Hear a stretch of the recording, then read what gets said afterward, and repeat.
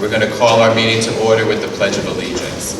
I pledge allegiance to the flag of the United States of America and to the republic for which it stands, one nation, under God, indivisible, with liberty and justice for all. Amen.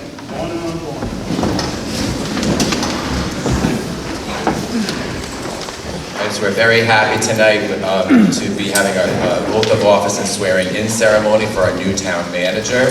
And to begin, we're going to have Father Tyone from St. Thomas More Parish, the pastor of St. Thomas More Parish, give a benediction to start off for us. So I'm going to call him to the podium. Father.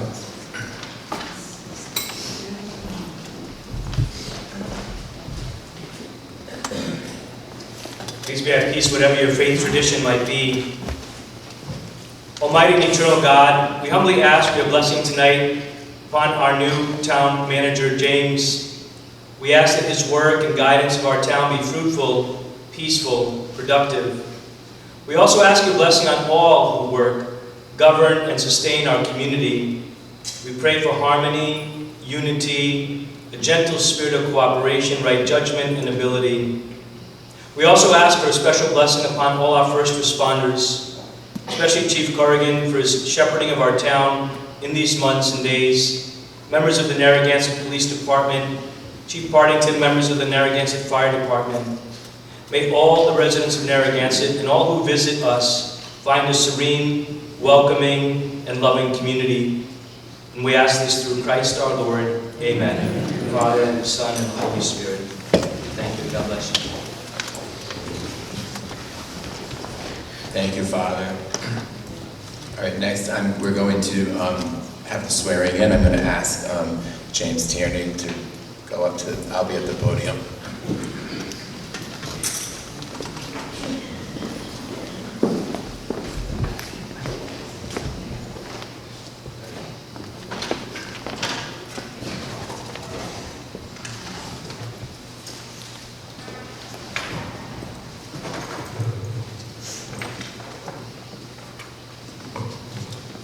Please raise your right hand. I, James Tierney, I, James Tierney, do solemnly swear that I will be true and faithful unto this state, that I will be true and faithful unto this state, and support the laws and constitution thereof, and support the laws and constitution thereof, the laws and constitution of the United States, the laws and constitution of the United States, the Narragansett Town Charter and ordinances, the Narragansett Town Charter and ordinances, and that I will well and truly execute that I will well and truly execute the office of town manager the office of town manager for the term for which I have been appointed, for the term for which I have been appointed, or until another be engaged in my place, or another be engaged in my place, or until I'm legally discharged therefrom. or until I am legally discharged therefrom. So help me God. So help me God. Congratulations.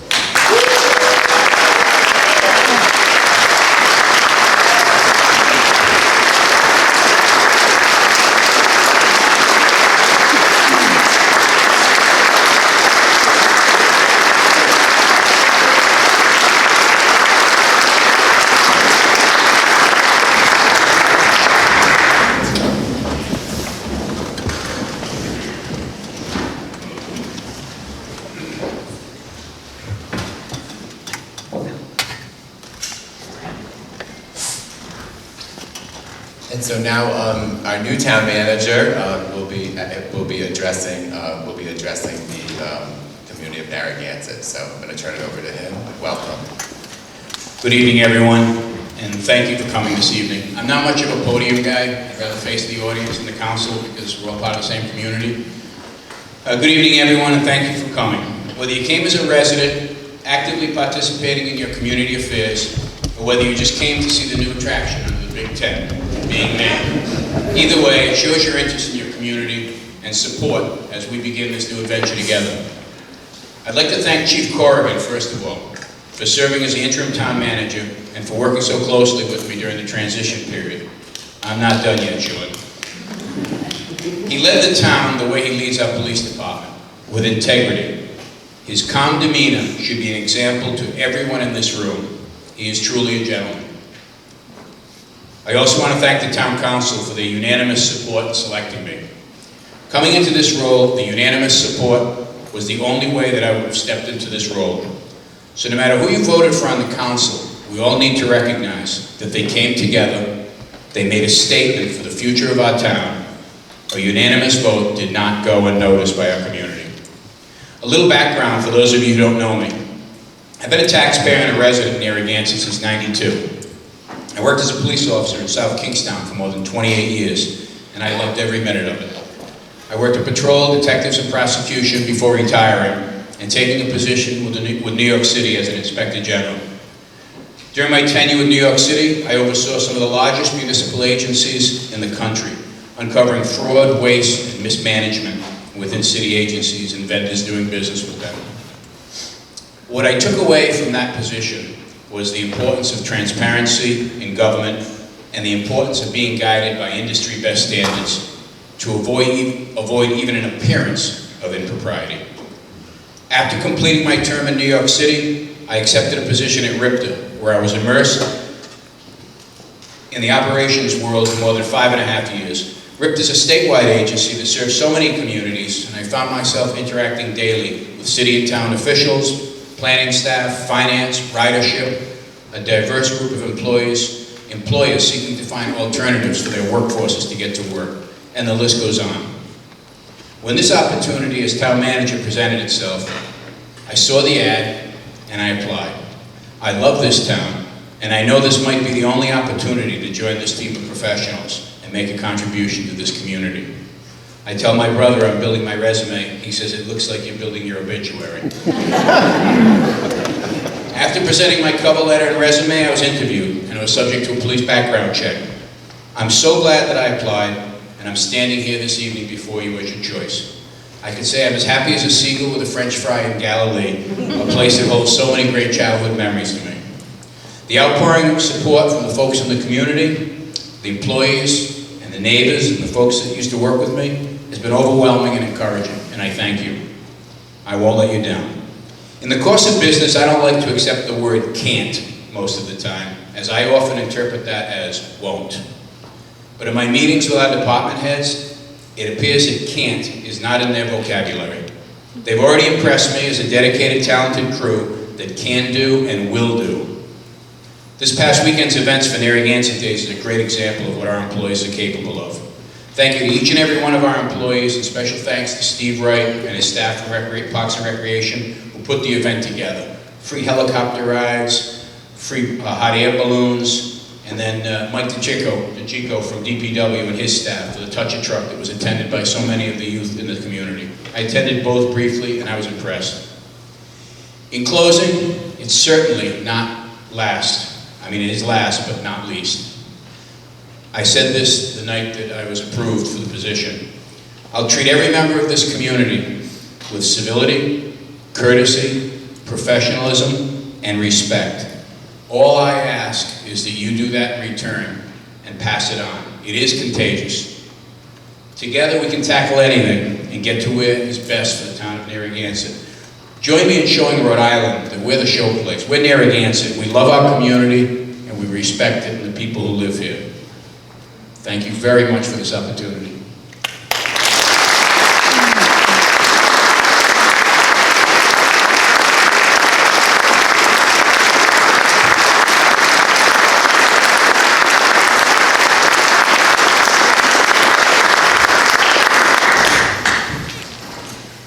So thank you to Mr. Tierney, our new town manager. We welcome him, and we were very happy that he agreed to join the town staff in this role, and it's already gotten off to a great start. And also thank you to Father Tyone for that benediction. At this time, I welcome on behalf of the town Mr. Tierney to the position, but I want to see if there's anyone from the council that wanted to say anything.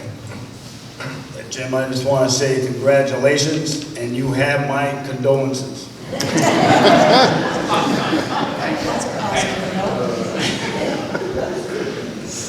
Is there anyone else from the council? Or is there anyone from the public? Yes. Yes, please.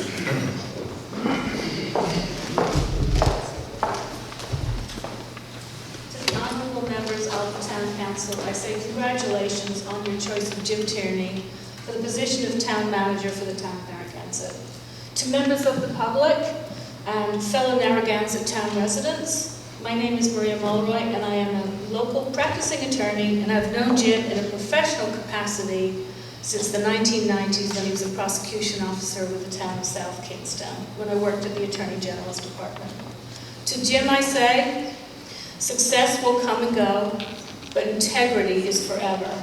To everyone else here I say, when I think of integrity, I think of Jim.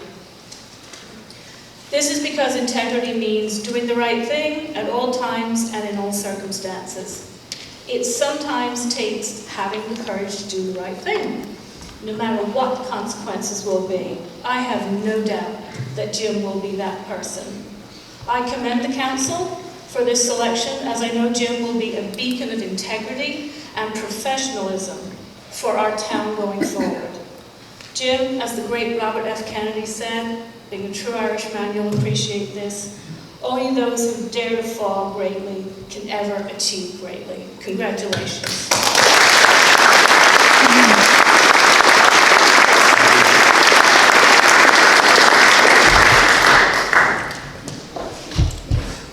Thank you.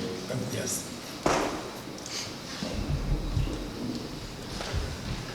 Good evening, members of the council, and I just want to take this opportunity to say my name is Teresa Tansey, state representative, that I very much look forward to the relationship that we will build over the coming years, and if there's anything that I myself or Representative Hayden McEntee can do, we're available anytime. So welcome and best of luck to you. Thank you.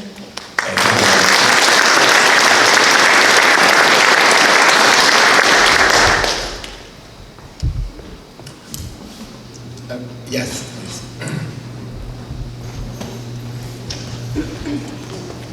Hi, my name is Meredith Ashworth. I'm a resident in town, and as most of you know, a teacher at the high school. I welcome Jim for his innovative ideas in education, which we've discussed on many a level, pro and con over the years. I think what sets him apart is not just his love of family and his love of this town and his respect for the law, but it's his empathy. He listens to people, and he respects them, all of them. And so that listening should lead him pretty far as an administrator. I think that's what's going to set this town forward. Thank you. Thank you.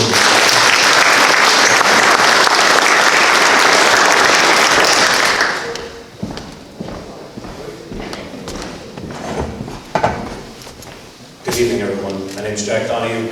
I'm Chief of Police in New York City. I come here to congratulate you on the selection of your new town manager, and I'd like to say a few words about it. I've known Jim for nearly 30 years, almost a lifetime. Some would say that's too long. But I would say, from my experience, he's the man best suited for this job. I did some Googling to find out what are good characteristics of a town manager, and I saw the words dedication, smart, and trustworthy come up. There's more to Jim than just that.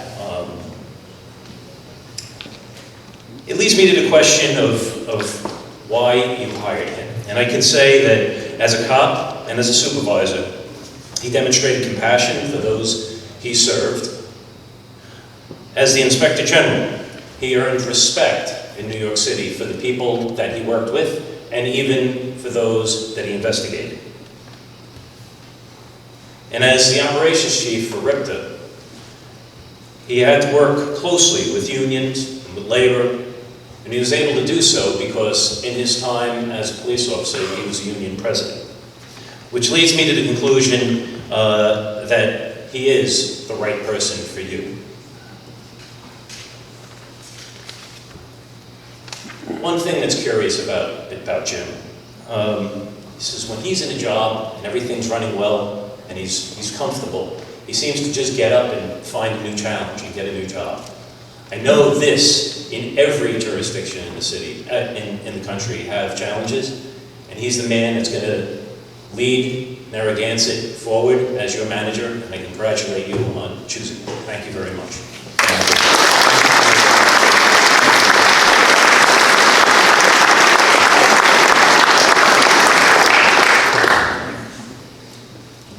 All right, so thank you, and we also will be having a meet and greet on the 23rd, a week from tonight, at Canachet North Beach Clubhouse at 6 p.m.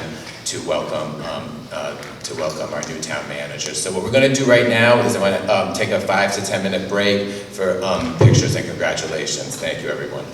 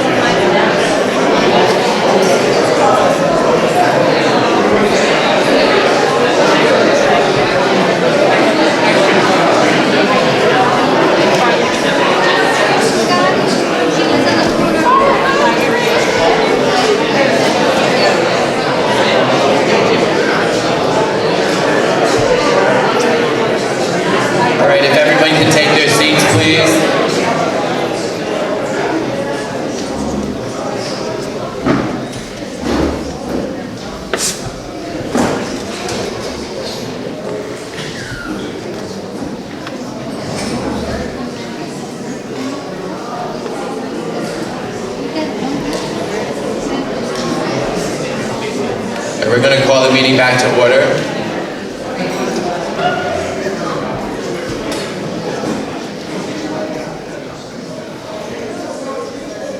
All right, so our next item is our consent agenda. Is there any item that anyone would like removed from the consent agenda? And is there a motion to approve the consent agenda? So moved. Second. All in favor? Aye. All opposed? Motion approved 5-0. And is there a motion to move an item? Yes, Matt, I'd like to move item number 15 to the top of the agenda, please. All right, is there a second? Second. All in favor? Aye. Aye, all opposed? Motion approved 5-0. Item 15 is a motion to appoint Andrew H. Berg, Esquire, as Assistant Solicitor, and to appoint Melissa Larson, Esquire, as Assistant Solicitor. Is there a motion? So moved. Second. Discussion. This is, as people know in town, Mark Davis is our solicitor. We also have an assistant solicitor who's devoted to zoning and planning. And Mark's firm was named the assistant solicitor, has been the assistant solicitor. There's 3 attorneys in Mark's firm and what they do is they focus on prosecutions at district court in Washington County and at municipal court. Unfortunately, fortunately, Andrew Berg has been serving in that capacity as our main prosecutions attorney. But Emil Martineau, who many on the council have met and interviewed last term, is no longer able to assist in that role. So we met with Melissa Larson, who has extensive prosecutorial experience, and to be basically backup for Attorney Berg. So that's what this is, and we want to make sure that we have coverage for the town. Right? Is there any comment from the council? Yeah, just want to make a quick comment. Just to make sure everyone's totally clear on some of the wording in the motion. So basically what's happening, as Matt said, was that one attorney will be dropping off, one of our current attorneys is dropping off, and we'll be bringing in a new attorney. So it's really a net wash in terms of the amount of attorneys. And in terms of cost, there'll be no additional cost to the town to bring in the new attorney as a new backup. So no additional cost, and really the same number of attorneys working for the town. Anyone else? All right, all in favor? Aye. Aye. All opposed? Motion approved 5-0. Welcome. Congratulations, thank you. I'd like to move item 13 in the front of the meeting. That's possible. Move to... Is there a second? Second. All in favor? Aye. Aye. All opposed, motion approved 5-0. So this is item number 13, a motion to provide a decision on a waiver request submitted to the Sewer Policy Committee relative to following property, Plat D, Lot 210, 151 Ocean Road. So is there a motion? Motion. Second. Discussion. So this is, this comes to us, give me 1 second. So this came through from the Sewer Policy Committee, and we have, this is the property that many of you are familiar with on Ocean Road, across, along the seawall. And what I'm going to do is I'm first going to ask, I know that we have a stenographer here, if the applicant or its attorney is here. Good evening, Mr. Mannix, Mr. President, and council members. Welcome back. Good to see you all. And Mr. Cheney, congratulations. I've seen a few of these things, I'm sorry to say, but it's very good for you. Congratulations. Thank you again for the time tonight. James Callahan, Callahan and Callahan, 3 Brown Street in Whitford. We're here tonight representing Atlantic East Limited and the property at 151 Ocean Road in Narragansett. It's a somewhat well-known property, I think. It's the grassy area at the corner of Congdon Street and Ocean Road, where the Atlantic East apartments are located. It's only a few blocks from Town Hall, and the Greenberg family, the brothers Lon, Eric, Todd, and Gary own the property, and they're seeking to build a new structure on that site. The key aspect of this proposal is that there will be a new structure on site comprising of 22 new units, condominiums, and the current 36-unit structure will be converted to 34 units, and they will be affordable. So of the 56 units that will be there, hopefully, in the end, 16 will be affordable, which is a 28.5% calculation. Basically, this project is part of a comprehensive permit process, which is designed by the state to allow developers or anyone to propose affordable housing in town or any town in the state and streamline the process. Usually this would be in front of the planning board, but due to an ordinance in Narragansett, this permit process for the sewer policy waiver does not fall under the purview of the planning board. I think that's probably a discussion I may have to have at some later date, but that is a quirky aspect to this situation. Basically, we need a waiver because, for the first instance, there's already a sewer connection for the current structure on site, but to get 2 connections for 1 lot, you need a waiver, among other reasons. But basically, as part of the affordable aspect of this proposal, which is low to moderate income housing, we think we meet the requirements for the town to grant a waiver. We've asked engineer Jeff Cesarin to come tonight to discuss the waiver policy, and I asked him to take the microphone at this point. Yep. Great, thank you.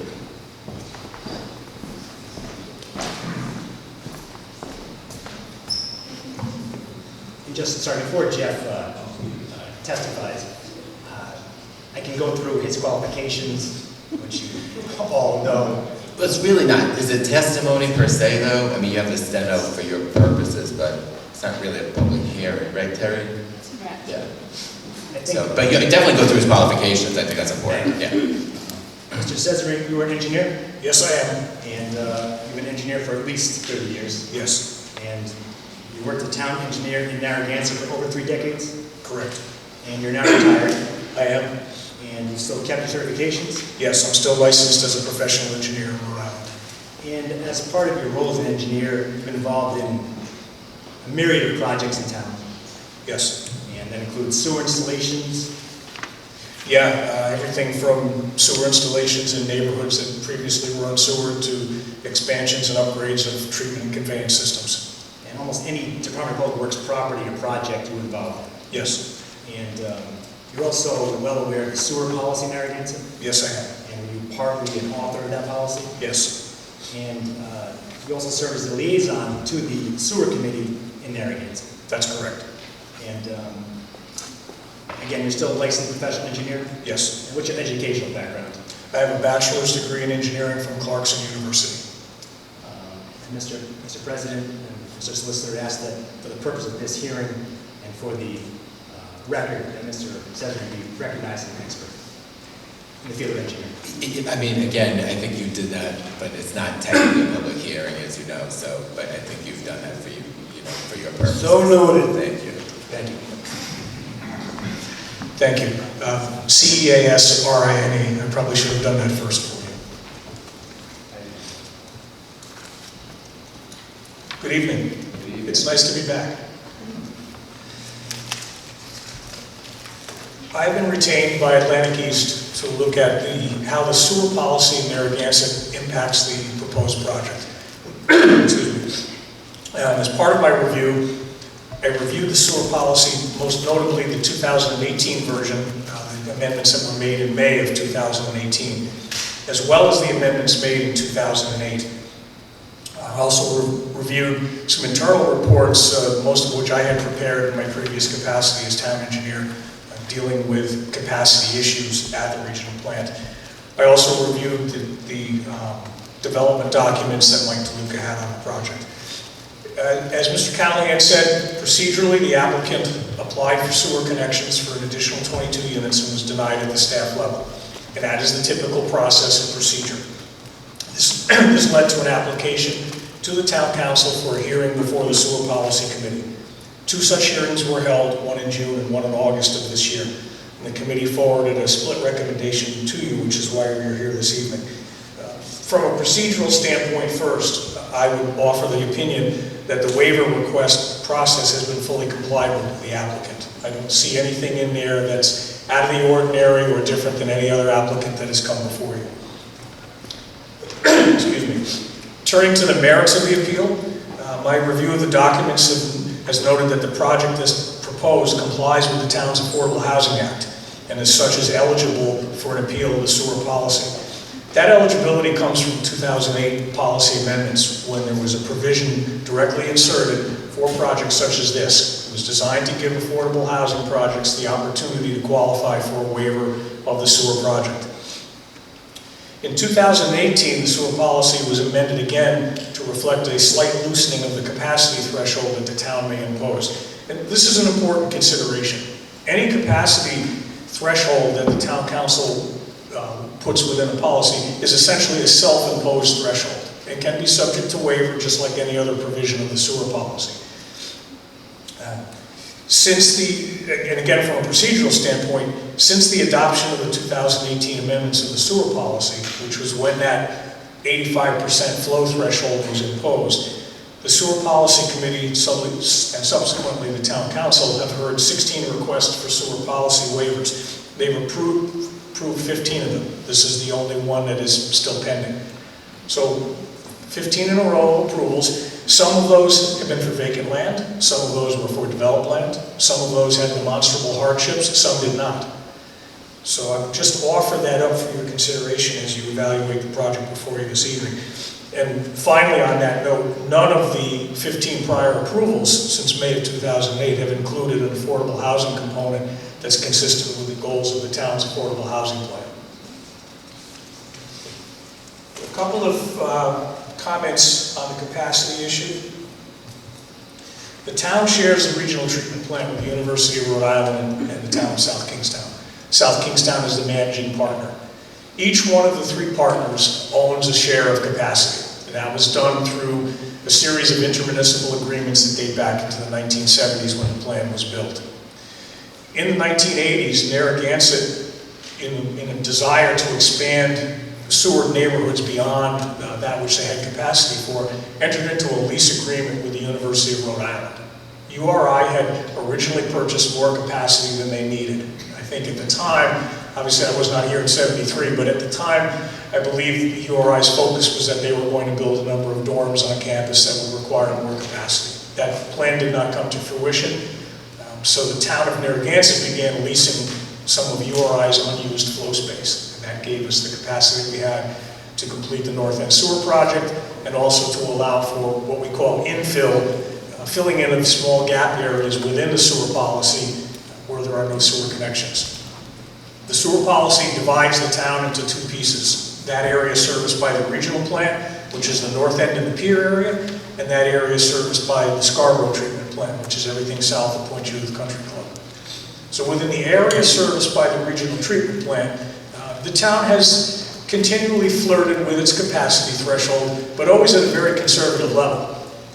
Prior to 2018, there was no stipulated level within the sewer policy. As a rule of thumb, at the staff level, we applied an 80% threshold, basically saying that when we approached 80% of the flow that we owned and used, then we would have to think about some type of policy amendment. What's important to realize through all of this, and this is a 2019 number, the plant as a whole is only at about 54% of its capacity. So a project like this, generating a little bit over 6,000 gallons a day, is going to be several places to the right of the decimal point on that in terms of whether or not it has an impact on the ability of the regional treatment plant to assimilate this flow. So in 2018, the Sewer Policy Committee and subsequently the Town Council elected to put a percentage in the sewer policy for the first time. And they chose 85%. And the theory being that the staff had been applying an 80% threshold, this would give us some room for growth for projects that warranted it. And that's where I got back to looking at the sewer policy waivers that have come before you since May of 2018. There have been 16 of them, 15 of them have been approved. This is the last one that's pending before you, unless something's come in within the last week or so. So what I would offer to you, I did promise to be brief, and this is brief for me, you know that. The sewer policy waiver procedural process has been followed and fully complied with. The project is consistent with the town's affordable housing plan, which is a relevant criterion for a waiver as noted within the sewer policy. I believe the additional units can be assimilated within the flow of the treatment plant without any negligible impact. And the town, through the actions of the Sewer Policy Committee and the Town Council, has shown a consistent pattern of approving sewer policy waiver requests since the 2018 amendments were passed. Some with or some without demonstrable evidence of hardship, and none of them with the affordable housing opportunity that this project offers. So with that in mind, my professional opinion would be to ask you for a positive recommendation for this project. Thank you. I'd just like to ask Mr. Cesar just one or two other questions. Sure. Mr. Cesar, looking at that map, can you tell the council or show approximately what area of that map is in that Condon area sewer? Virtually all of it. The pier is sewered.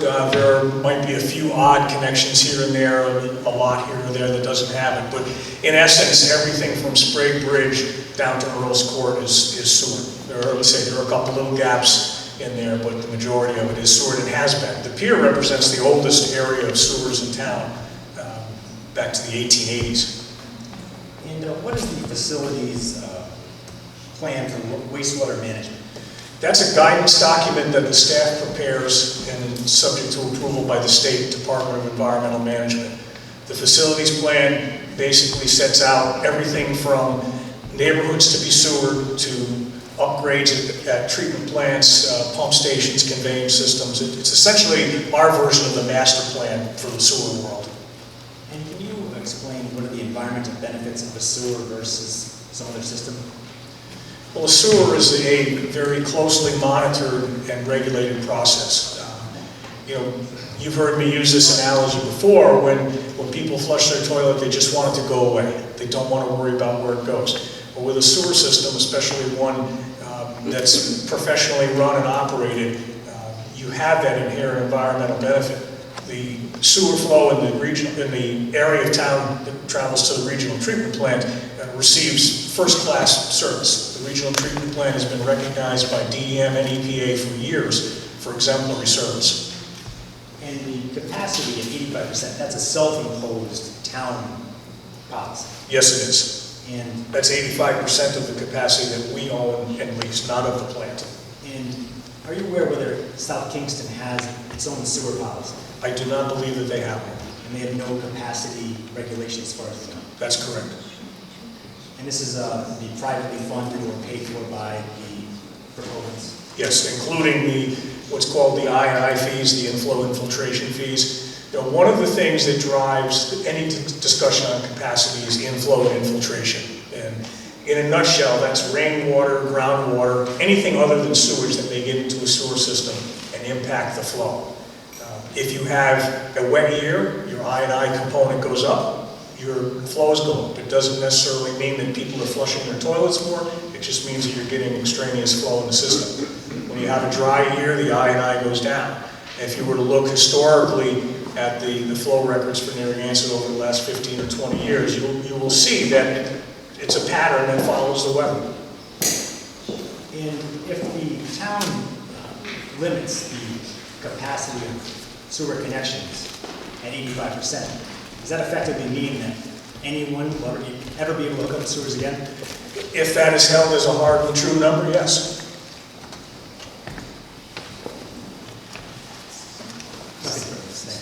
Thank you both. I want to call up because our town engineer for a couple of reasons. First of all, I probably should have called him up first before the applicant, but secondly, just for my own edification, and he can walk us through, and if he repeats for anybody, feel free to chime in, but the sewer policy process, and just summarize how we got here. I know Jeff did some of that, but it was not in the same narrative format, so, and you can walk us through that. I apologize, thank you. My name is Jonathan Gerhard, G-E-R-H-A-R-D, and I'm the town engineer. Yes, the sewer policy, as Mr. Cesarine stated, there were two hearings. Initially before that, there was an application for sewer availability, where an applicant comes in and fills out a form in the engineering office, and our staff reviews it to make an assessment based on the criteria, whether the sewers are available in their location, or whether they would need a waiver of the sewer policy to be able to obtain sewer service. This particular lot is in a sewered area where, and that was the recommendation, was the sewers are available, but they would need a waiver of the sewer policy to allow for the 20 additional units that they were proposed on the lot. Because the current sewer policy is one lot, one unit. Right now there are the 32 or 36 units at the property that are currently licensed, so they already have, those are permitted units on the lot, so they just need a waiver to get 20 additional units on this lot based on the density. And then what they did was they made that application, and I believe we made the recommendation they requested with the understanding they were going to need to go to sewer policy. We went and came to the council, made the requested that the matter be referred to the sewer policy committee, and then it was heard on 2 occasions. Thank you. Are there any questions from the council for the town engineer? Yeah, I have a question. Did the applicant receive the September 12th sewer policy committee interpretation? I guess the average of the last 3 years, did they receive this document? No, they did not, and they were Is not. there any way we get a copy of this document to them? Yes, that's public record now, and that can be provided to them. I appreciate that. that. That's a similar memo to what is prepared for the sewer committee members. That's the first time I saw it, and I'm on the committee, so. This one was prepared just prior to this meeting. Right. It was It doesn't surprise me. It doesn't surprise Well, me. it's the information was most recently presented. Okay. Most recently received from the Now- town of South Kingstown. The issue with that is, and it required an amendment based on current sewer policy condition, whereas if an application came in today, there is no capacity based on the 85% threshold. So the September 12th memo that we have is an update to your original recommendation, And it was all these documents were attached to the agenda for us. Right. Thank God I made it here in time. I'm not a sewer guy. When stormwater gets into the sewer, what's that called? What's the term for it? It's infiltration. Infiltration. Okay. Now, the last time we had major infiltration was during 2010, I believe. Is that correct? When we had that spring rain? And it's a continuous activity. It's happening all the time. It's just as Mr. Cesarine indicated as well, it is heavily influenced by the amount of rainfall we have. Is there a formula for the percentage of the sewer capacity that is infiltration? There's no formula to determine how much of it is. The state has guidelines for how much is allowable that you're allowed to utilize for planning based on current construction methods and pipeline tightness, that you're allowed to account for a certain amount of infiltration no matter what when you size a new facility or size a new pump station. So there is some type of computation you could apply to bring the capacity level down? The way, well, our capacity is based on, our limitation is based on our allotted capacity, which we own and rent. Correct. But if we have infiltration, like in one year if we have 20% infiltration, and the next year we have 45% infiltration, that affects capacity, correct? Well, it affects the volume of flow that's presented to the facility, and what we do if you have a problem with infiltration, there are studies and investigations, and there have been some done in the past in Narragansett, and that's what the I&I fee in the sewer policy addresses as well. We charge an additional fee to put that money aside to implement infiltration inflow projects as well. When was the plant built? 73, I think, 73? Somewhere in that vicinity, I believe, yes. Since infiltration is caused by weather, as stated earlier by the esteemed Mr. Cesarine, should we have a formula based on the average rainfall based from 73 to today, and keep some type of average formula that you can plug in to capacity? Because if it rains, 2 weeks before somebody wants to get sewage, then we're over capacity for Christ's sakes.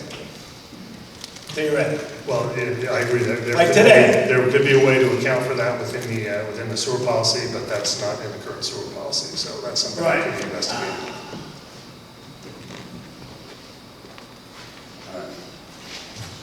What's the current total capacity of usage of that sewer plant today? Like 54%, 55%? I have some numbers here, I can double check that. As of I'll use the latest 3-year average, which was 2.71 million gallons out of 5 million gallons a day, and that is 54.2% of the total capacity. So we're at point, we're not, and 2009 was a above average rain, correct? 2009, yes, 2019. I'm sorry, 2019. Yes. This year would put us to, or this past year the plant was at 3.03 million gallons a day, and at 60% of 60.6%. Right. So if it was an average rainfall, then we would be under that 85%. If the infiltration, if the flow last year was lower, we would be within it. Or if we used a longer duration of 5 years, or we had a formula to account for I&I and make an assessment as to what percentage of that was the flow, that could be incorporated too. It's like Jeff said, we got 28% of affordable housing. Everybody's talking about affordable housing. And here's a project that's providing affordable housing. And so they come up with some semantics. Well, I think I made my point. Thank you. Thank you. Anyone else? Mr. Lima? So I guess one of the questions I have, I don't think we'll ever see any expansion to our sewer system, will we, as far as the plants go? Well, that's what the sewer policy accounts for, the expansions, and that's what the waivers have been granted, all those waivers that were referenced So I mean, last not time. going to enlarge the sewer plant? We would not enlarge the sewer plant on our own because it would be cost prohibitive for us to do that, because you need to do that in certain magnitudes, and we are the only partner that has any need for additional capacity. And to offset the cost, we would be requesting our other partners to be able to make the next step. You would need to do a certain percentage-wise. You can't just do, the few 100,000 gallons a day we need to make this work. You go in large bulk increments and create another quarter the size of the plant. I think that may be the next step. I'm not sure what the next expansion would be of the treatment plant, but it would probably be on the order of 1.5 million to 2 million gallons a day.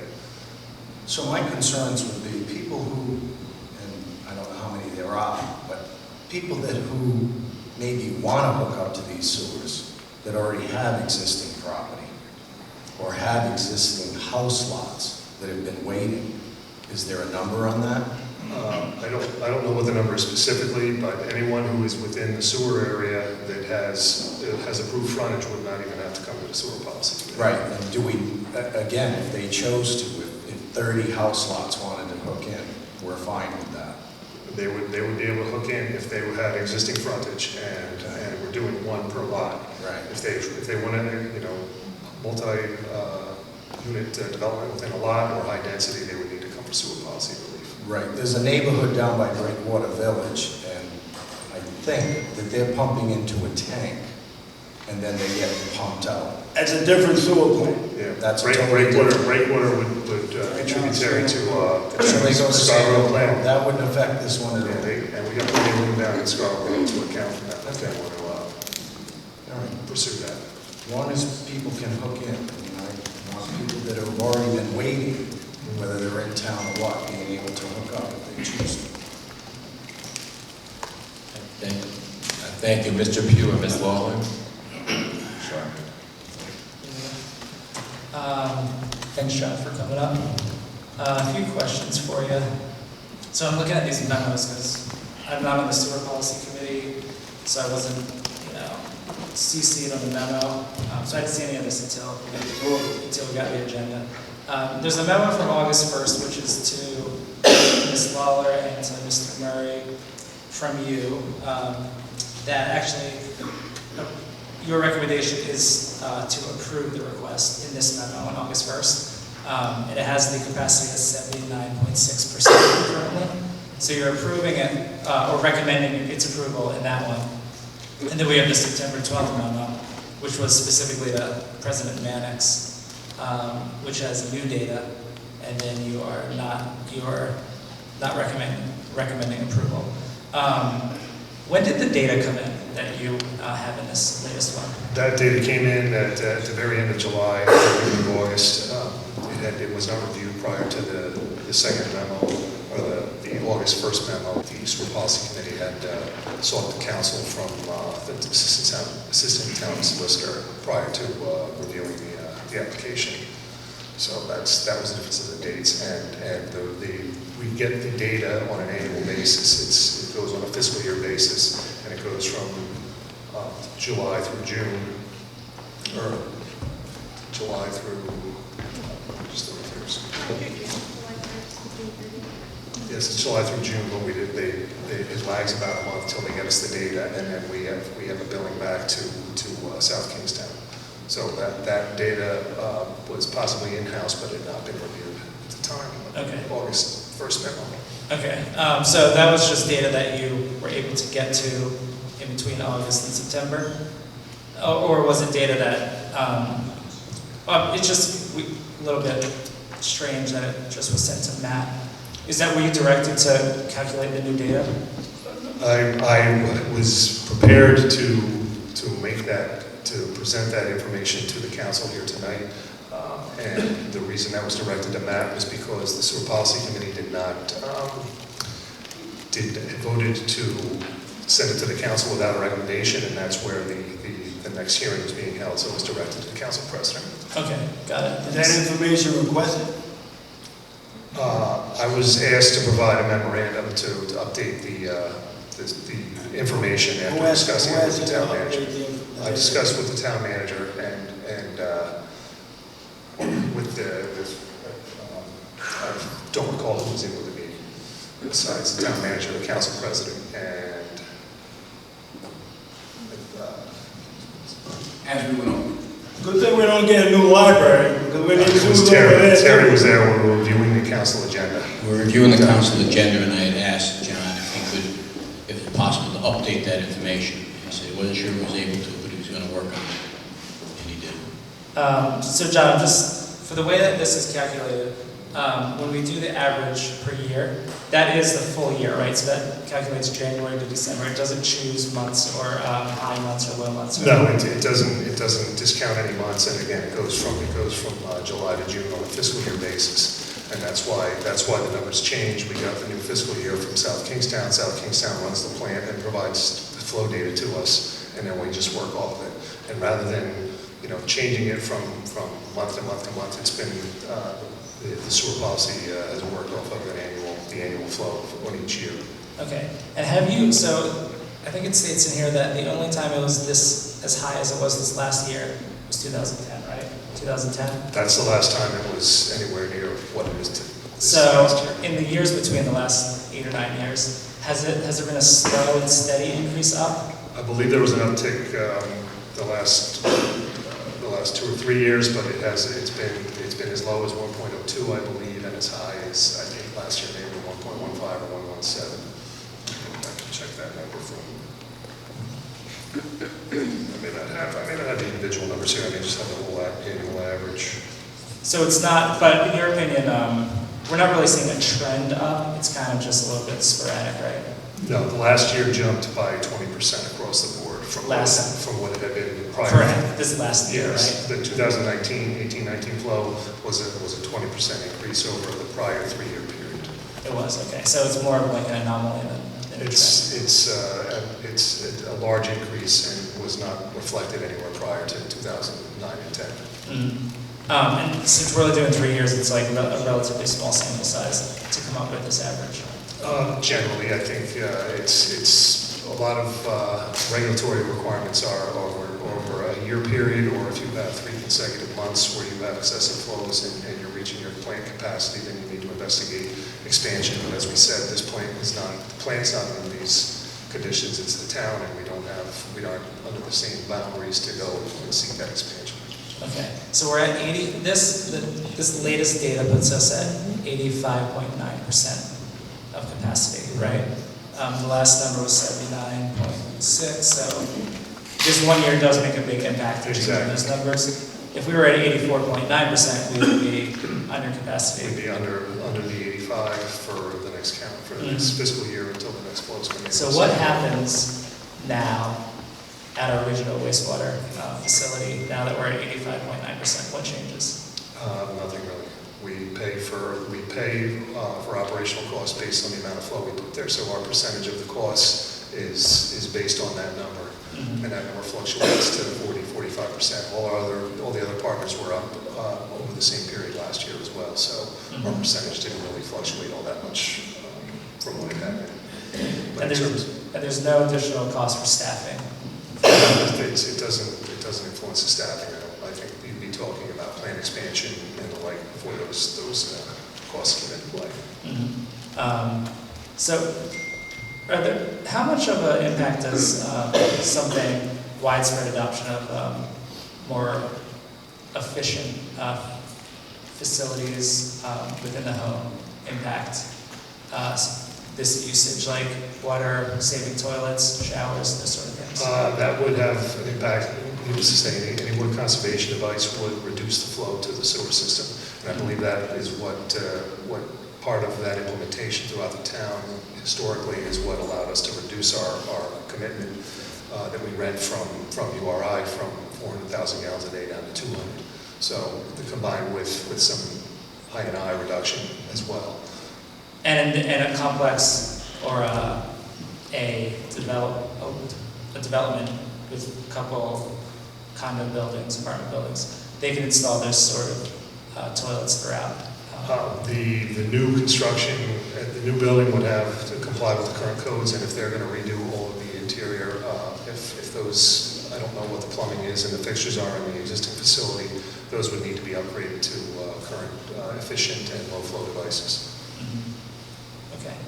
I'm just thinking, even if, the question was brought up about how we increase capacity on the one end, but of course it could be conserved on the other end, right?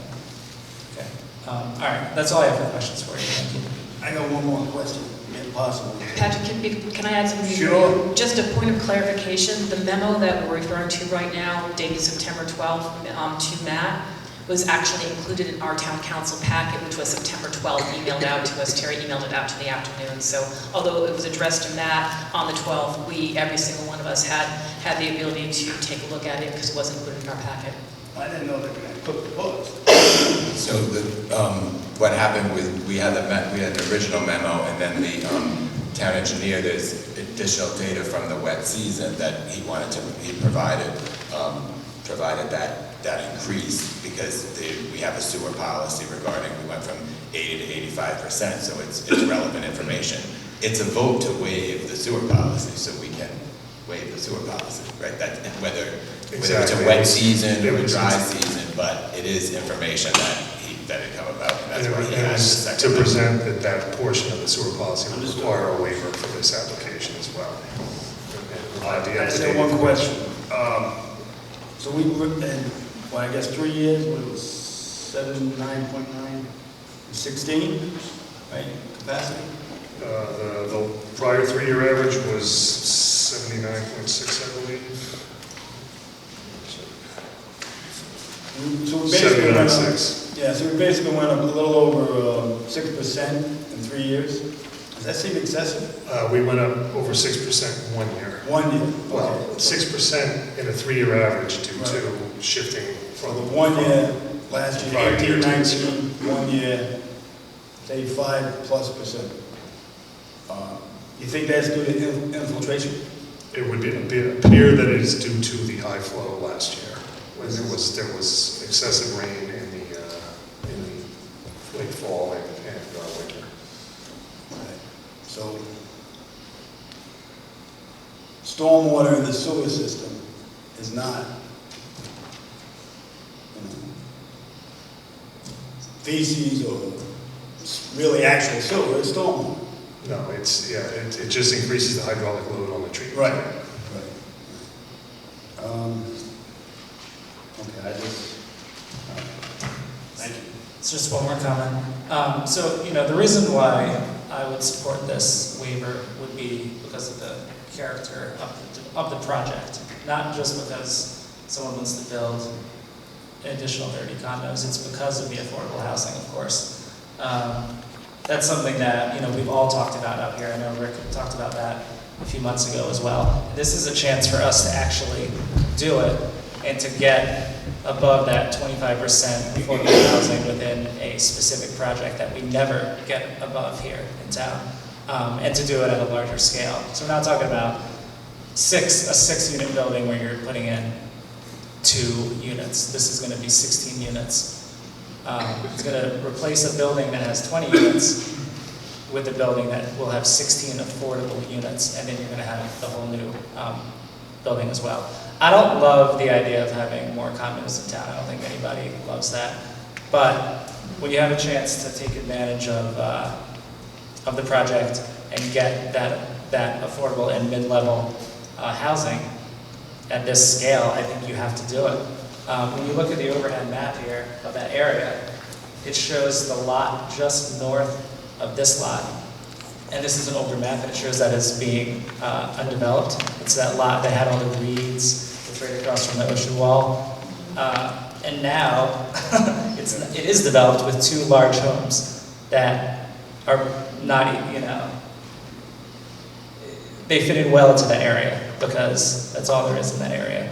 So this is a chance to have middle-class people living in Narragansett, and that's exactly why we have the waiver.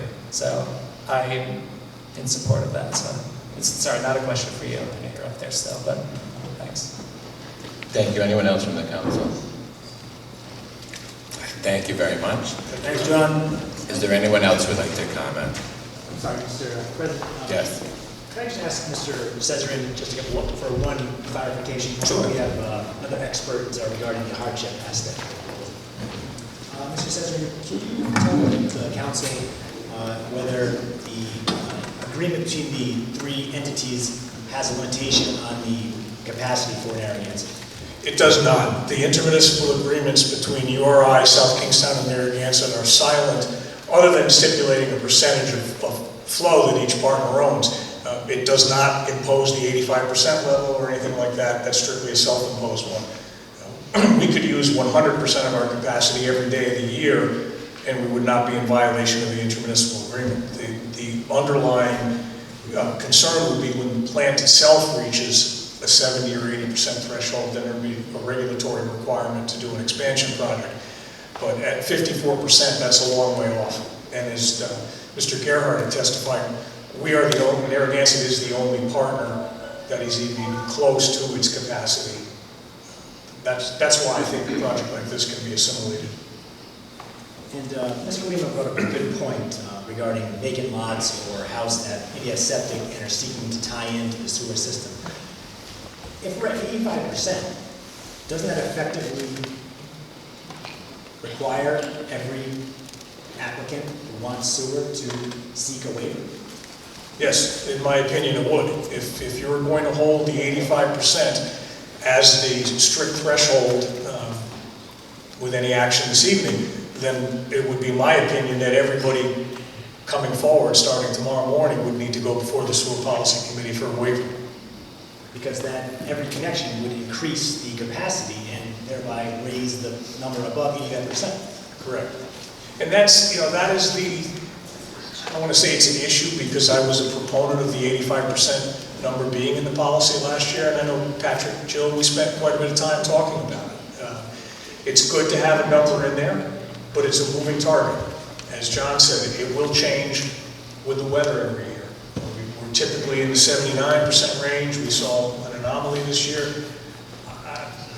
If I could forecast the weather, I'd probably be making a lot of money and not be on TV or something, but I don't know where that flow will be a year from now. I don't know if any of us can say that.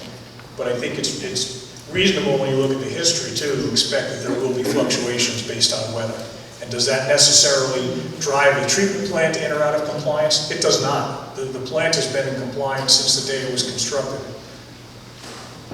Still, the total is under 55%. I'm sorry? The total capacity right now is under 55% capacity. Yes. Thank you. We'd like to ask Russell Shatnoff to come to this microphone. And again, for the purpose of the record, I'd like to use Mr. Cesarin's qualification as an offer of proof that he would be qualified as an expert. I understand your position at this point. I'd like to do the same for Mr. Shatnoff. Mr. Shatnoff, you're an engineer? Yes. I should say state your name. My name is Russell J. Shatnoff. Spelled C as in Charles, H-A-T-E-A-U-N-E-U-F. Mr. Shatnoff, you're an engineer? I am.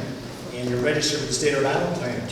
And you currently work as a senior project manager for Horsley Whitney? Yes. And that's an engineering company in Providence and other Correct. regional offices. And prior to Horsley Whitney, you were an engineer for the state of Rhode Island? I was. And you worked for the Department of Environmental Management for how many years? About 22 years. And in your role there, you were the Chief of Office Water Resources? Actually, the Chief of Groundwater and Wetlands Protection. Okay. And in that role, you're responsible for managing the state's groundwater and wetlands protection programs? Correct. Also, you manage the licensing of on-site wastewater treatment installers? Yes. And on-site wastewater treatment design? Correct. You also manage the surface water quality certification program? I did. And now you're a senior project manager for a private company, Horsley Whitney? Correct. And in that role, you help assess a project for septic or OWTS systems? From time to time, yes. And I'm sorry, what was that answer? From time to time, yes. And again, it asks that Mr. Shatnoff be recognized an expert in engineering, use as an offer of proof for that purpose this year. Thank you.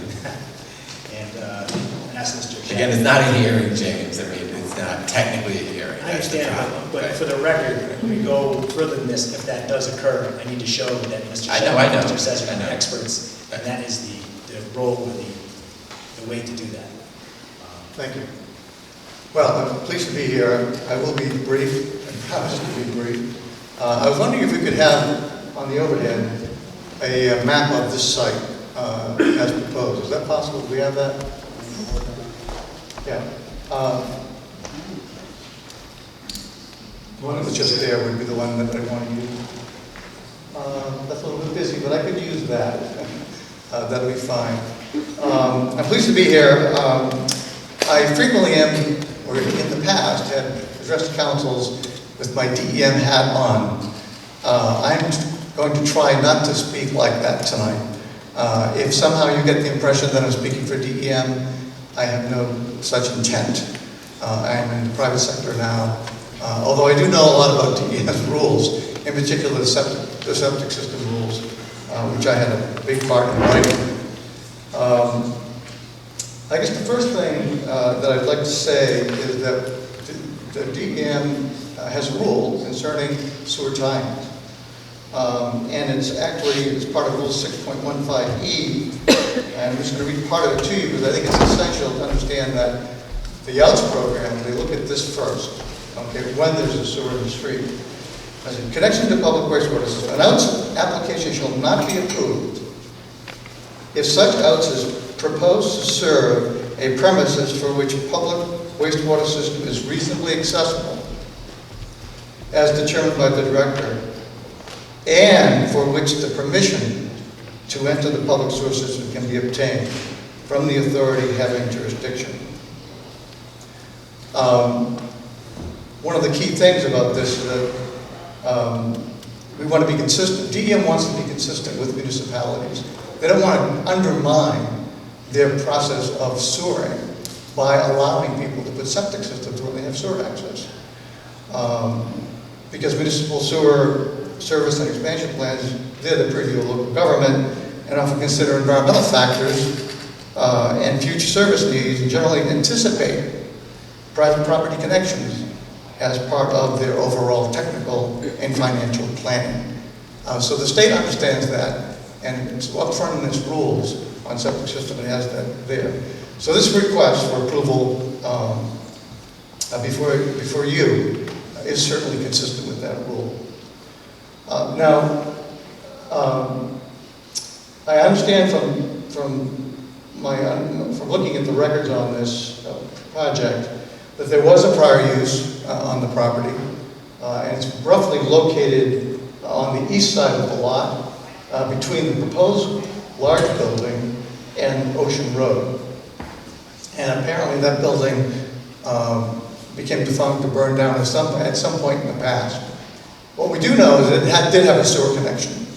There are actually two lines, one going to Condon Street and one going to Ocean Road, so that it actually did have a connection at one time. But we have a new project here. On the lot, there's an existing multifamily dwelling that is connected to the sewer. So it would be logical that the DEM staff would look at this and say, well, you should probably be going to sewer, and get an understanding why they couldn't do that. Okay, and understand that's obviously your purview. Now, for the design of a septic system, there are 5 primary concerns: the amount of wastewater to be discharged, the depth to the seasonal high groundwater table. It's got to be a minimum of 2 feet from the original ground surface. The properties of the soil beneath the site, the required size of the drain field that would be necessary, and also attaining proper setbacks from sensitive resources, from property lines, public drinking water wells, and so forth. So the amount of wastewater to be discharged by this project, based on 22 bedrooms that we heard, is 6,440 gallons a day. Okay, you need a fairly large system for that, and I'll get into that in a minute. So we did for other reasons, we did test pit work out here, mostly for the stormwater system. and we excavated 3 test pits. One was the lower east side of that site. Another about midway along the line, along the southerly line. About midway, there's another lot that it's called Test Pit 3. And then on Condon Street, or off of Condon Street, between Condon Street and the new structure, we did Test Pit 2. And there was basically 3 test pits there. And what we found a lot of what we call fill, and we call it human transported material, because it isn't something. We encountered these things and said, obviously this wasn't there originally. And we found quite a bit of it, anywhere from 2 to 6 feet on this property. The other thing we found that has a high water table. Test pit 1 in the front was 2 feet below the ground surface. And the original ground surface is like maybe 6 inches above that water table. We also found similar conditions in Test Pit 2. Those areas would not be considered suitable for an on-site system. Okay. So the net result of the limited testing that we did on the property was a finding that there was substantial fill, as much as 2 to 6 feet, and had been placed on the property at some time in the past. And then we had 2 test pits that actually didn't show suitable conditions. Now, just for a moment, this human transported material really can be anything. Typically, it's fill, soil brought from another site, used to make a land level, maybe build it up, so that you can have a foundation there. In the past, before the wetland rules came into effect, human transport material was used to fill wetlands, to try to make it suitable for building. And that was done throughout the country, and not just in Rhode Island. But since those rules have been put into effect, that is not the case. We also found materials that we believe were part of the old building that may have been demolished on that site. Now, this human transport material is really unsuitable for disposal of wastewater because we don't understand what it is. And it's not uniform like soil. So we can't trust what kind of treatment it would provide. So the Roberts rules are you have to remove that material, okay? And you also have to have a water table from original grade of at least 2 feet.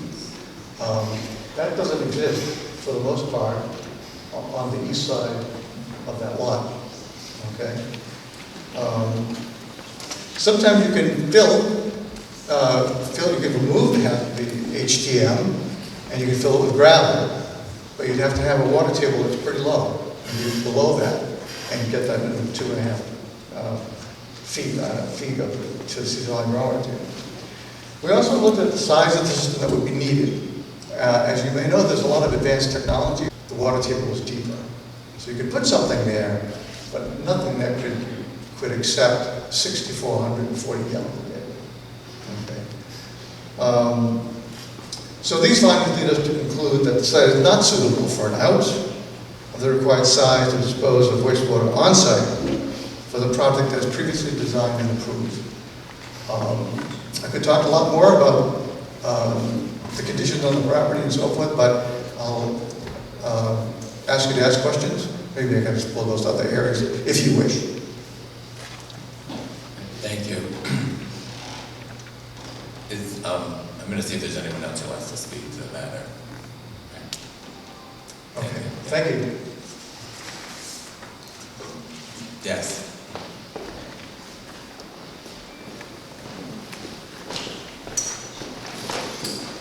Could you just state your name, please?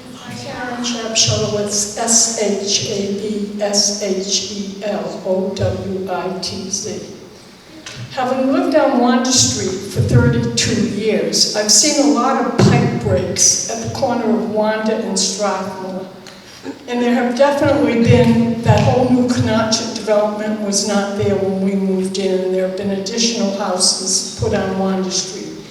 And when they had the pipe breaks, I would go out and say, well, why are all these pipe breaks happening in this area? They said, because the pipes are old, and we're getting a lot more usage of the pipes. So my concern is and especially after we had the problem with Suez water last year around Labor Day, and E. coli mixing in, and they couldn't find the source. And I get my water directly from Suez. And as a retired nurse, I'm really nervous about the quality of water. And what I heard from Suez is they would add more chlorine to counteract the E. coli. And I'm just really concerned about the impact of additional concentrated housing and more sewers, in especially being that close to the ocean. And we've been lucky, we haven't had any big hurricanes since Bob, as far as a lot of damage in Narragansett. That was 91. But I'm really concerned about the quality of drinking water and whether there's going to be any cross-contamination. And we're always talking about how there's too many condominiums and too many housing. And even though I'm all for affordable housing, I've seen where that's going in the 32 years, and it hasn't been in a very good direction. But I'm really concerned, like, should we be taking care of the pipes that we have and replacing the pipes before we start adding more sewerage to the system that's already tapped? And at the bottom of Wanda Street is that pumping station. And it usually smells awful when you walk by there. And there have been so many more houses that have been put on the sewer system. So I'm like, I don't want to rush into any more housing in Narragansett with the current pipes that we have. Thank you. Thank you. Is there anyone else? All right, so just going to come back to the council for discussion on it. This is a unique situation. If everyone noticed, the speakers, I mentioned to Mr. Callahan that it was not technically a public hearing, but I also know that he took the time and expense to get a stenographer, so he has certain things that he wanted to get on the record. So I did not restrict the speakers for that reason, and I know I just wanted to put that out there. You also see this is a situation where our sewer policy committee was split. So usually you'll see a recommendation one way or the other on the agenda when we have a sewer policy situation. You'll notice this says a motion to provide a decision. So again, a unique situation. I've never served on the sewer policy committee, so I don't know all the nuances of those procedures. But I just wanted to say that's kind of why this is a little different from what everybody has seen before, because it is a one-of-a-kind situation. So in terms of what we heard about in terms of the testimony and the different 3-year rolling averages on the average flow, there's a series of 3-year averages over the years. And so if you have a wet year, then you're going to have a situation in which you're going to have we're hitting closer to the capacity. But the council's job is to think about all those issues, what's the rolling average, what is the 3-year average, and then over different time, what is your policy decision regarding making a waiver or not to the policy. So that's ultimately why these items come up to us, is we have to make a decision, and generally we have a recommendation, and in this case, we have a split decision from the sewer policy. So I just wanted to summarize that for everybody. Go ahead. Thanks again, Mr. Mannix.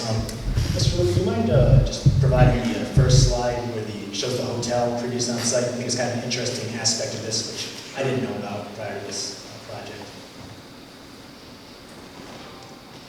This is the Carlton Hotel. That was previously on site. I think it was destroyed at some point in the mid-1900s, but I think it shows where the fill may have come from in this project.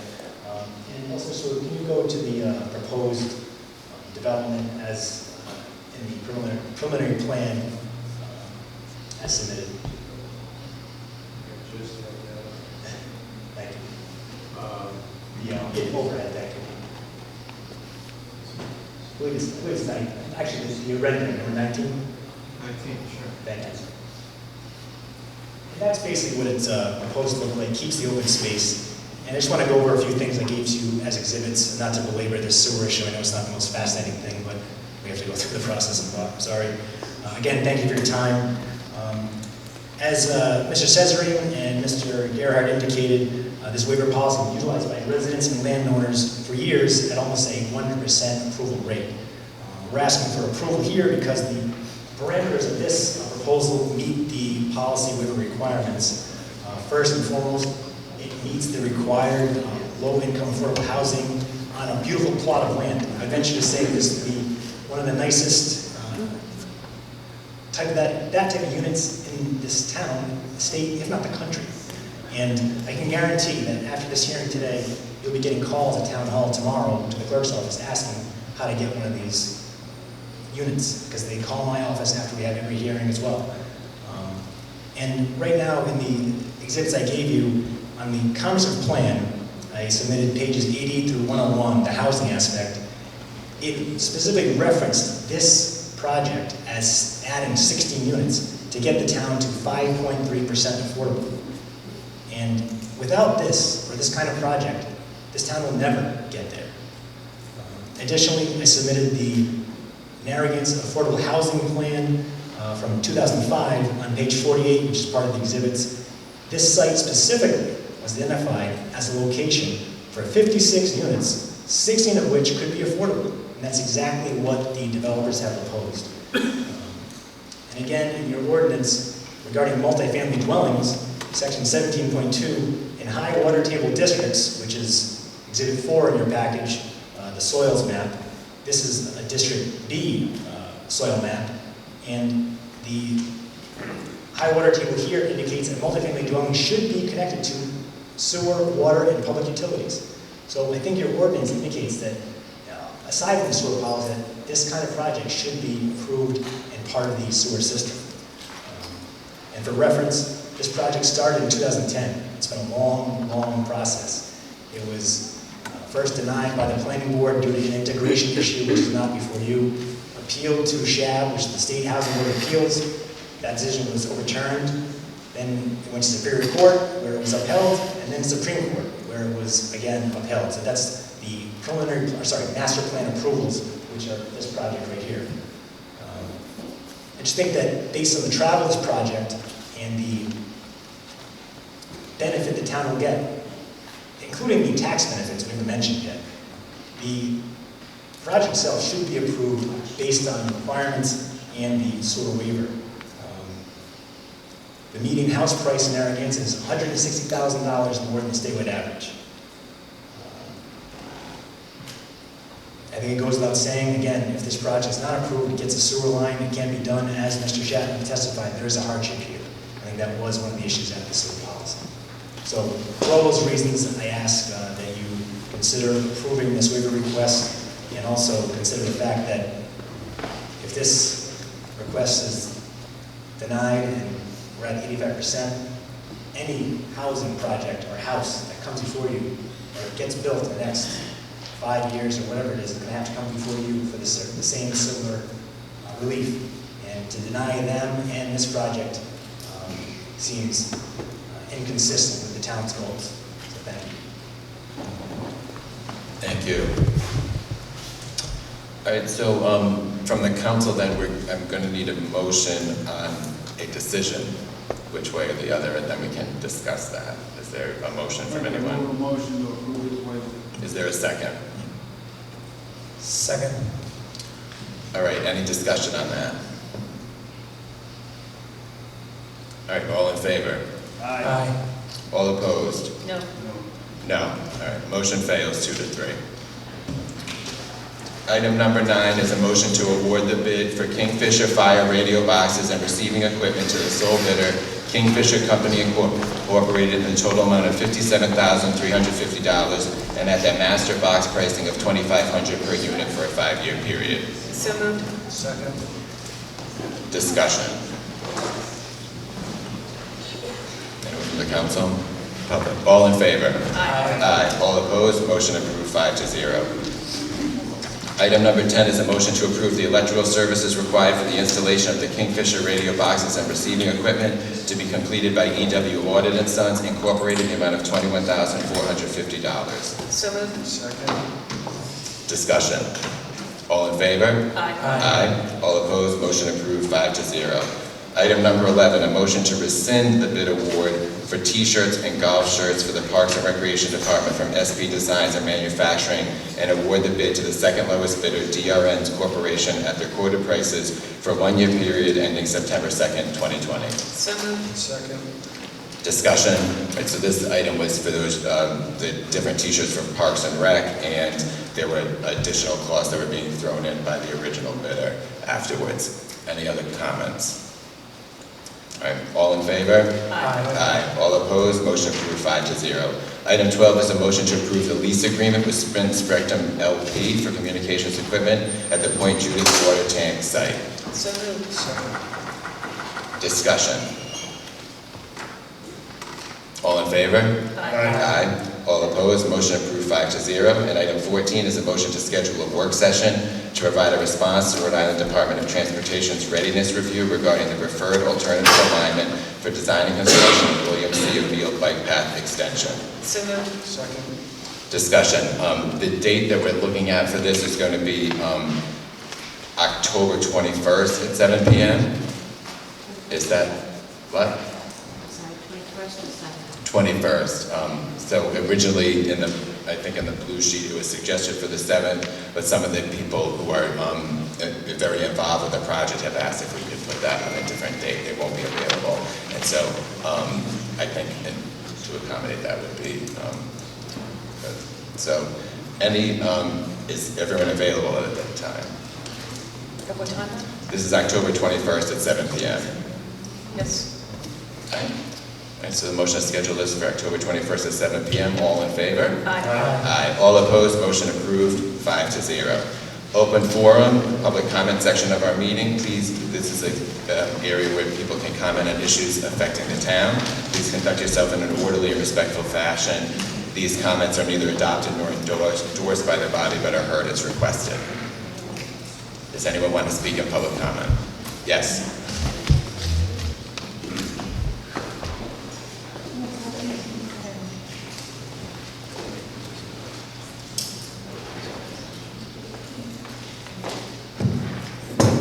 Carling Town, 240 Wood Hill Road. I was really hoping there would be a motion on tonight's agenda dealing with the withdrawal of Mr. Muta's offer to buy the Belmont building because he realized that the majority of townspeople would not support his venture because it was depriving us of our future library's home. I was also hoping that Matt, Jill, and Rick had realized that all the questions and statements from Jesse, Patrick, and the concerned citizens who spoke at the last town council meeting had finally sunk in, and they had realized that their deal with Mr. Muta was, in fact, a bad deal for the town. No such luck. Matt talked about all his own conceived flaws in the town's purchase of the Belmont building. Certainly, he can understand that the deal with Mr. Muta has even more glaring flaws. For instance, no business plan, no proof of funds, Mr. Muta's ability to sell it outright if he pays the lien, and most glaring of all, the fact that the town will be entering the mortgage business on the taxpayers' dime. Not to beat a dead horse, but I would like to revisit that last town council meeting. And once again, I would like to encourage everyone to watch the town council meetings on tape, even those of you who are here in the audience, as you will witness so many inconsistencies in the statements of Matt and Jill. At the 40-minute mark, Matt described Mr. Muta's concept as, and I quote, a kitchen in the middle with eateries around it and seating around it, almost like a food court. Around the 46-minute mark, Jill said she had met with Mr. Muta, Mark, and Rick, and said that Mr. Muta described his concept for Narragansett as similar to his current Connecticut project, which he calls a food court or a European market. Less than 1 minute later, Jill criticized the audience for its food court signs and said it is not a food court. Just one more inconsistency. Matt talked about one kitchen. Jill stated that it could be up to 20 professional kitchens on Mr. Muta's dime. Listening to these different descriptions of the proposed plans leads one to believe that either, one, Mr. Mutter told you all different descriptions of what he wanted to do, two, you didn't understand what Mr. Mutter was proposing, or three, you were just rushing the town into a bad deal just to prove that the majority of the town council has the power to overturn the will of the people. Isn't that a dictatorship? One final note. Although Jill did not lie and state that Mr. Mutter was a resident, she did try to mislead the audience by stating that Mr. Mutter has lived here for 12 to 13 years. Let it be known by all that Mr. Mutter receives his Narragansett tax bill at 96 Barrington Way in Glastonbury, Connecticut. I'm assuming that's his residence, not Narragansett. Thank you. Thank you. Is there anyone else?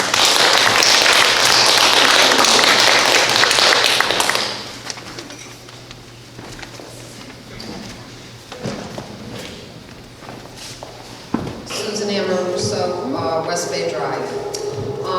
I am also concerned about the library because last meeting we had glowing reports about the police department being credited, everybody was so happy, but we have no plan on how to fix our library problem, and it is a problem.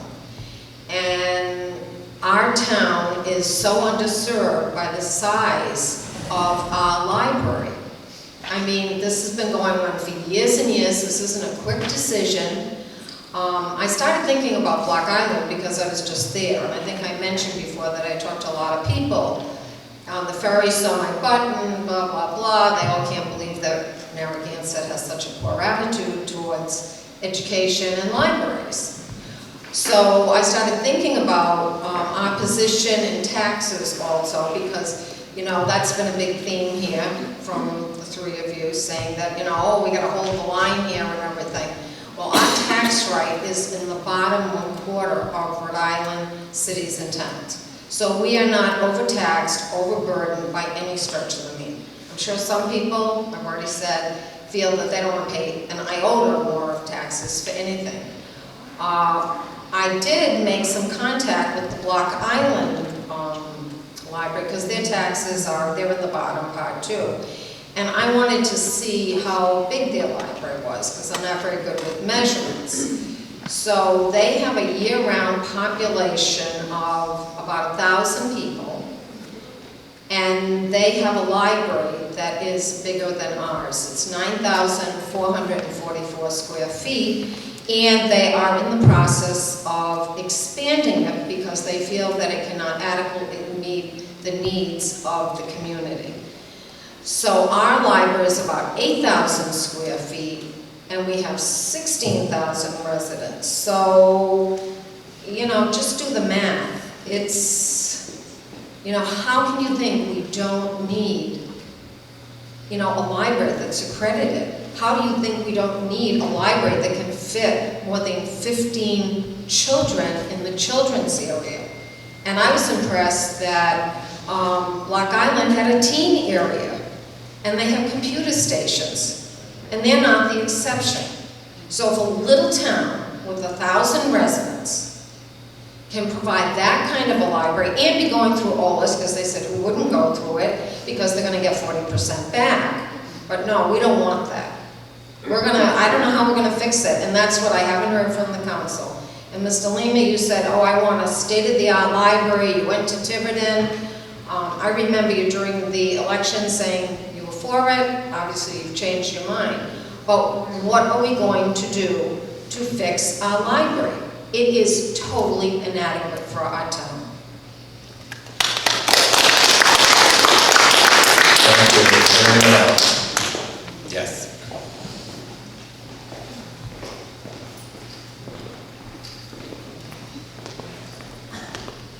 Karen Sharp-Sholowitz, I'm speaking for myself, but I'm also speaking for a lot of the seniors, as I'm vice president of the seniors. As soon as I walk into the community center, I'm greeted with what's happening with the library. They all want to know what's happening with the library, because a lot of the seniors rely on the library for intellectual, social, and emotional contacts, and Many of the programs, they're all free, by the way. There's no charge for any of the programs. And there's a growing number of seniors in town.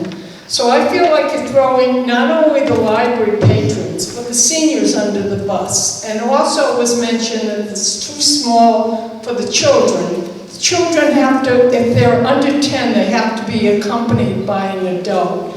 And we've also brought up the many security problems that are part of the library that we have to deal with. And as you know, the Board of Trustees has been meeting for over 10 years. And we've been meeting with the required person from the State Library State Library Office, and we're working on a strategic plan. And for that just to be thrown in the wastebasket whimsically for a food court, I don't think any of you have seriously talked to the people that own restaurants and struggle to keep their business open year-round. Now, as a permanent resident, a year-round resident, I don't go out of town, and I think you're catering, the three of you are catering to the tourists, the part-time residents, and you throw the full-time residents under the bus, because we've all indicated in the vote, 68% wanted the library to be increased in size. And the town has increased, I think, triple from when the library was originally built. And it seems to me like you're always picking, it's more important to worry about the liquor, the parties, than literacy and social stimulation building the community. And I think the three of you are treating the library like a nasty, dirty word, and it should be part of building a community. What kind of community doesn't support its public library? It's really sad. And if the state chooses to close down the library, then what are we going to do? We'll be kicked out of the library system, as has been explained time and time again. There isn't a plan B, and we can't put it over on the highway at Kinney Farms or on Clark Road or as part of the school, because you can't have a public library as part of the school because of public libraries have to allow anybody in, and schools have to deal with issues like pedophiles, when they have a restraining order, parental issues. There's a lot of security issues, and you're not even addressing those, and you're treating the whole population that supports the library really poorly. Yet you seem to have no thought in how you build a plan, like throwing a food court into the middle of town, as if that's going to solve any problems. Shame on you. Thank you. Is there anyone else? All right, is there a motion to adjourn? So moved. Second. Discussion? All in favor? Aye. All opposed? Motion approved 5-0.